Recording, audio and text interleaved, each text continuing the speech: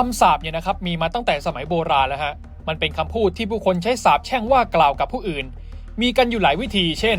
การจารึกการพูดหรือการใช้อุปกรณ์เครื่องมือมันมักเกิดจากความไม่พอใจและโกรธแค้นในตัวผู้อื่นและในวันนี้ครับเราได้รวมคำสาปของขอมโบราณที่ได้สลักไว้ในศิลาขอมโบราณมาแต่เราเอามาเพียงบางส่วนเท่านั้นครับซึ่งจริงๆอาจจะมีมากกว่านี้ก็ได้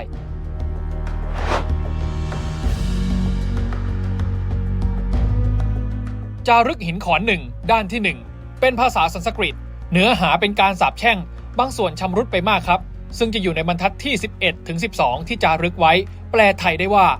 ขอให้บุคคลใจซามที่มาล่วงเกินสิ่งซึ่งข้าพเจ้าได้บริจาคแก่วรรณะทั้ง4จงลงไปสู่นรกโดยไม่เว้น7ชั่วโคตรจารึกปราสาทหินพระวิหาร2ด้านที่2บรรทัดที่5และ6ที่จารึกไว้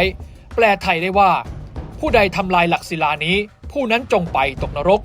ตราบเท่าที่พระจันทร์และพระอาทิตย์ยังมีอยู่แปลอีกแบบหนึ่งก็คือให้ตกนรกชั่วกับชั่วกันนั่นแหละครับ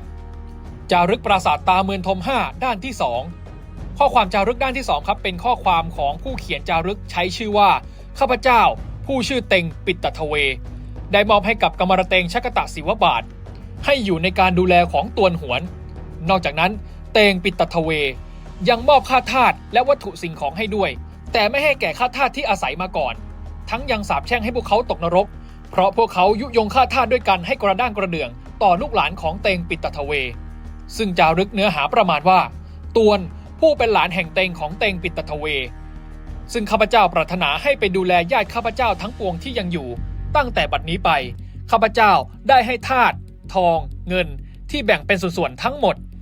ยกเว้นคนงานที่เป็นโรคผิวหนังและข้าทาสที่อยู่ประจำเทวสถานนี้เพราะพวกเขายุยงให้ข้าทาสเหล่านี้ที่อยู่ประจำเทวสถานกระด้างกระเดื่องต่อบุตรหลานของเต็งปิตทเวข้าพเจ้าจึงปรารถนาให้พวกเขาตกนรกชั่วโกรธกัน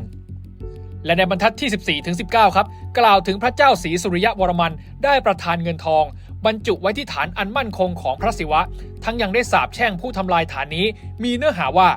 ขอผู้ทำลายฐานที่ก่อไว้นี้พร้อมกับญาติพวกพ้องทั้งปวงจงตกนรกขุมที่ลึกที่สุดสิ้นกาลมหาโกฏและคำสาปแช่งเหล่านี้ครับไม่รู้ว่ามีผลกับกัมพูชาจริงๆหรือเปล่าแต่ก็มีคนเคยเล่ากันปากต่อปากมาครับว่าคำสาปเนี่ยมันมีผลตลอดมาตั้งแต่วันที่พระเจ้าชัยวรมันที่9สวรรคตตอนที่นายแตงหวานหรือตรซอกปะแอมชิงบัลลังก์แม้จะแต่งงานกับลูกสาวพระเจ้าชัยวรมันที่9จนมีทายาทแต่คำสาปนี้ก็ตกลงไปสู่พวกเขาแล้วและผลของคำสาปที่เกิดขึ้นที่เขาเล่ากันปากต่อปากนะครับมันก็ประมาณนี้ 1. พวกเขาถูกทำลายย่อยยับ 2. พวกเขาตกอยู่ภายใต้อานัตของผู้อื่นตั้งแต่อดีตและในปัจจุบันก็ตกอยู่ภายใต้บัญชาของเบี้ยล่างของพวกเขาอีกที 3. พวกเขาจะทำการล้างผลาญกันเองแบบนี้ไปตลอดกาลเพราะการแย่งอำนาจกัน 4. พวกเขาต้องตกเป็นเบี้ยล่างของชนชาติอื่นตลอดไปไม่มีวันได้เป็นอิสระไม่ว่าจะจากสยามจากฝรั่งเศสหรือจากจีน 5. พวกเขาต้องเผชิญกับภัยอุปสรรคความวุ่นวายและธรรมชาติที่เลวร้ายเสมอไม่ว่าจะเป็นภัยน้ำท่วมภัยแล้งพายุจะพบแบบนี้ทุกปี